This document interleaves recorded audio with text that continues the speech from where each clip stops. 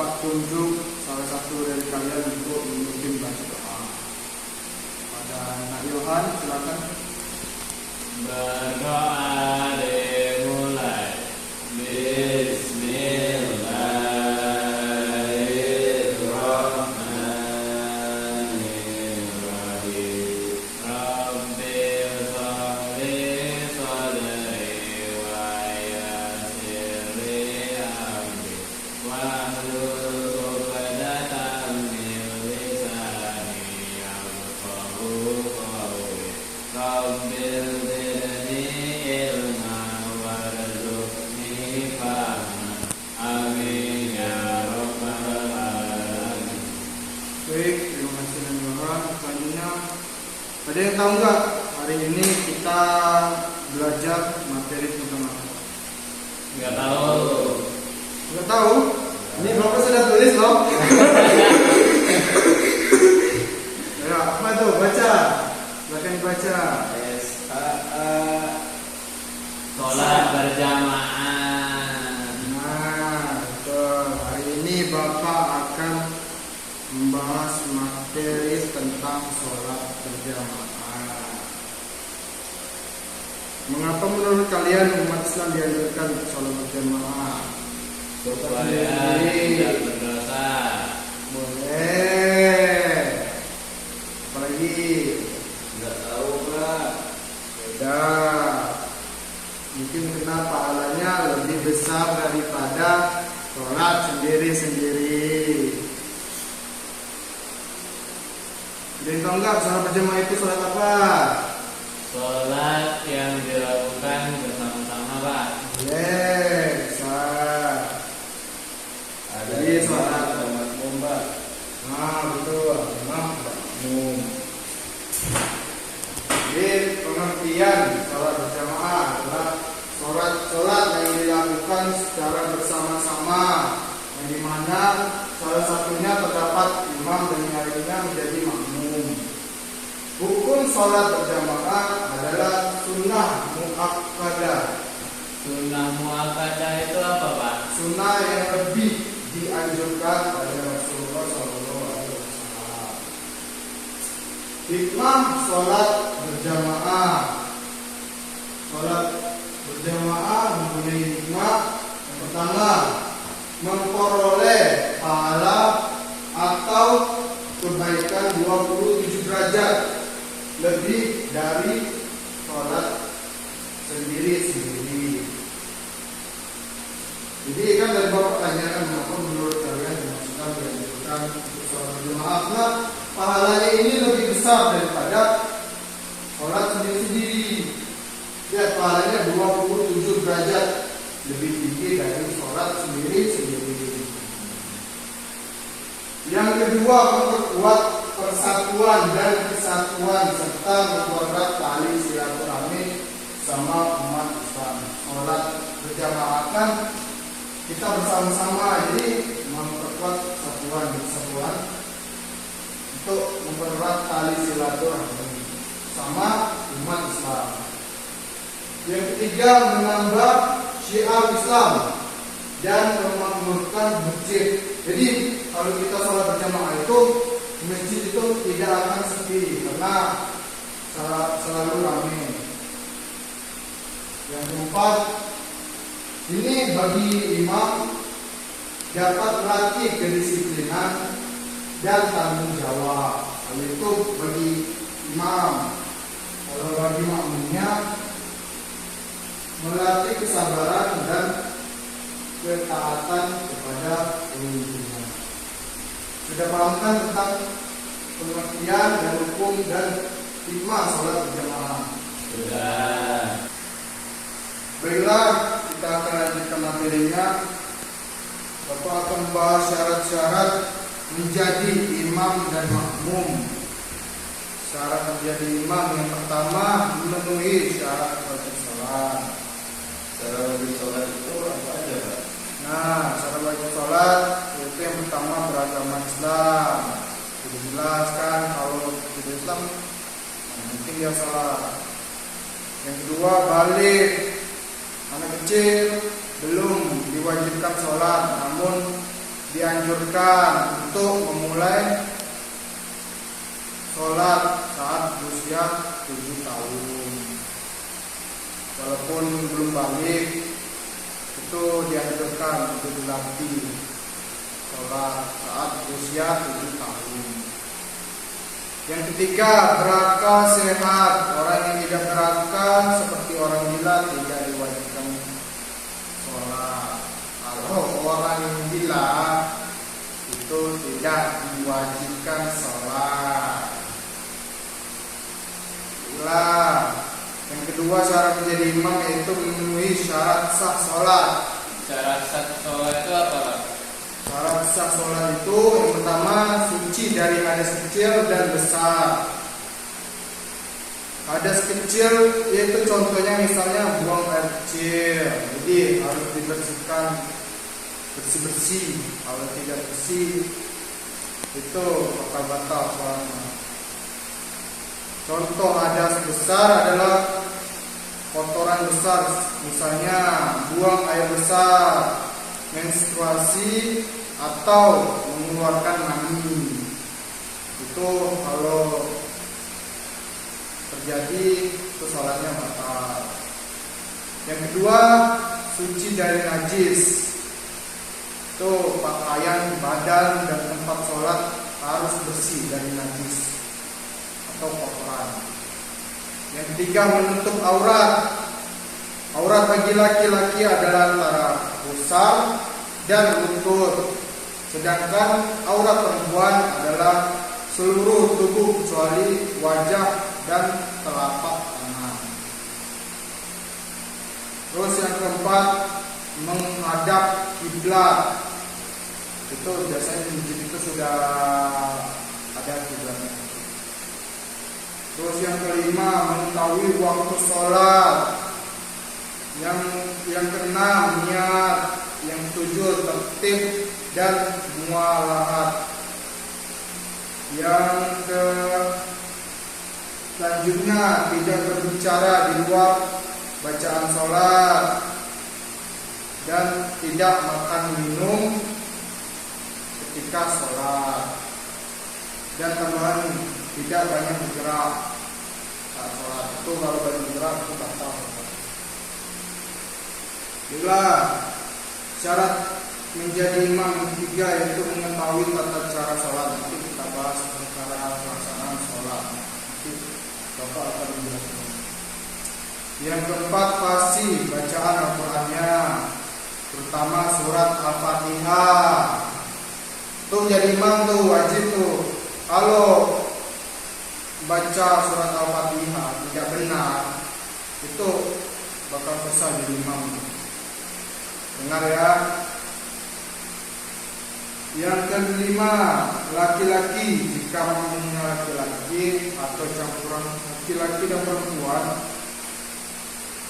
jika makmumnya perempuan, maka perempuan boleh jadi imam. Oh, jadi kayak gini. Nah, kalau itu sholat berjamaah itu perempuan semua, itu boleh satunya menjadi imam. Tapi kalau di antara perempuan tersebut ada laki-laki, maka laki-laki tersebut harus menjadi imam. Oke, bisa dipahami? Bisa. Yang keenam, dapat dilihat oleh makmum. Kalau nggak dilihat, wah, woi. Yang ketujuh, bukan orang yang sering melakukan dosa. Selanjutnya, berniat menjadi imam. Kalau tidak niat, maka menjadi imam. Selanjutnya, apabila dalam jamaah terdapat beberapa orang yang pantas menjadi imam, secara berurutan dipilih imam yang lebih alim atau paham tentang tata cara sholat. Jadi jika teman-teman kalian atau di antara sahabat jamaah tersebut ada yang lebih fasih membaca Al-Qur'annya atau lebih alim atau bisa bilang paham tentang sholat, tata cara sholat berjamaah, itu dianjurkan dipilih terlebih dahulu untuk menjadi imam. Bila selanjutnya syarat menjadi makmum. Apa aja, Pak?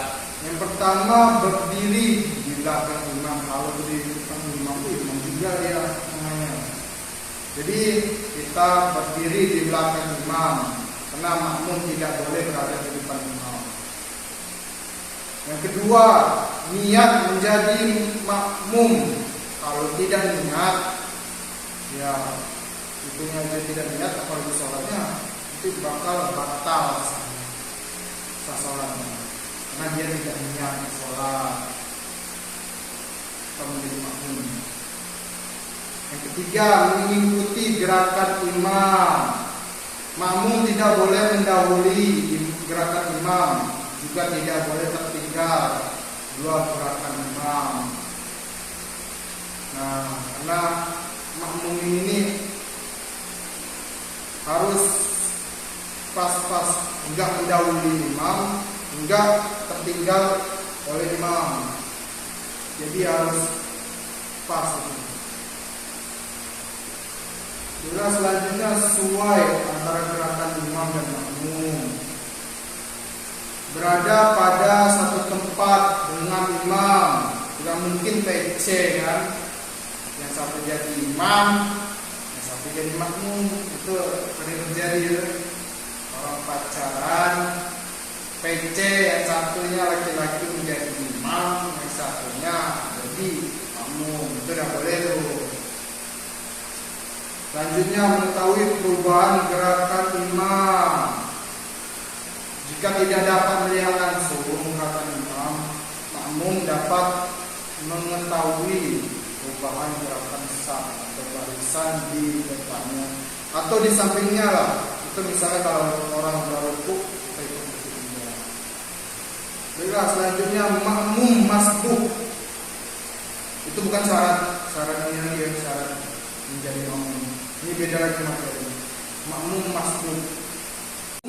Masbuk yaitu makmum yang terlambat datang. Maksudnya makmum yang mendapati imam pada saat berdiri sebelum rukuk.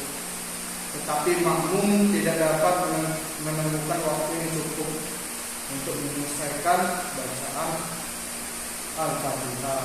Jadi kalau misalkan makmum datang terus imam udah keburu rukuk, itu masbuk makmum.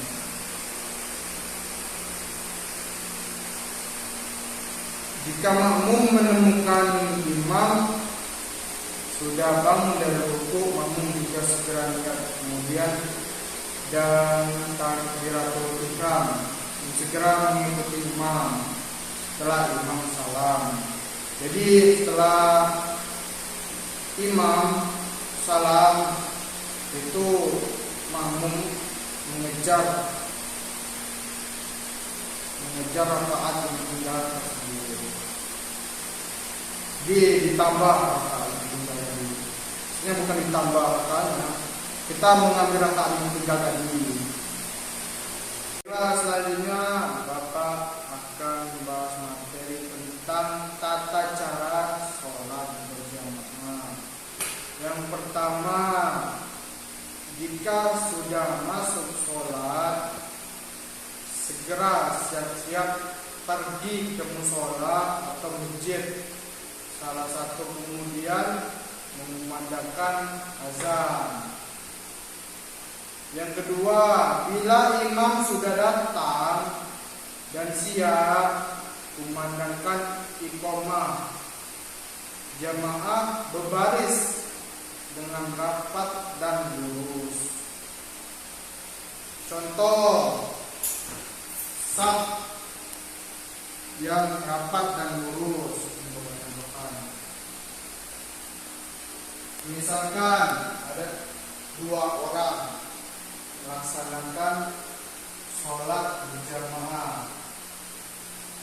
Kalau ini simbol ini bisa dibilang imam lah, dan ini bisa dibilang makmum.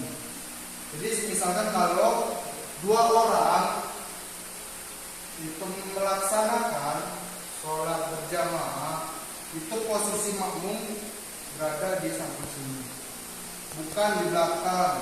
bukan, tapi di samping kanan belakang imam. Misalkan lebih dari 2 orang, lebih dari 2 orang ya, misal 3 orang. Ini imam, ini makmumnya.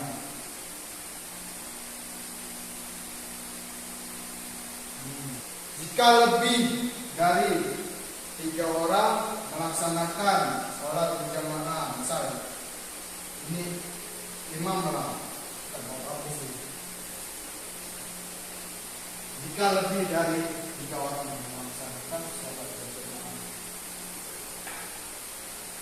misal ini imam, ini makmum. Jadi isi dulu bagian yang sebelah sini, yang sebelah kanan. Nanti baru diisi lagi yang sebelah sini dan seterusnya. Misalkan lebih dari ini, kalau kayak gini nggak boleh.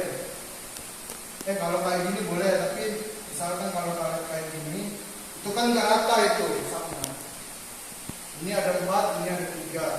Jadi alangkah baiknya yang satu ini berada di sini. Jadi ini 3, ini 2. Di sini kosong apa? Sudah paham? Paham.